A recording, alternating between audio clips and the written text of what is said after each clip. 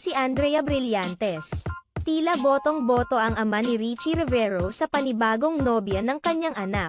Kamakailan lamang ay tuluyan ng inamin ni Richie Rivero sa kanyang social media account ang totoong kaugnayan nila ni Lauren May Bautista. Hindi naman ito ikinatuwa ng mga netizens dahil sa naunang pagtanggi nila sa kanilang relasyon at ang isyong inagaw ni Lauren May si Richie kay Andrea Brillantes.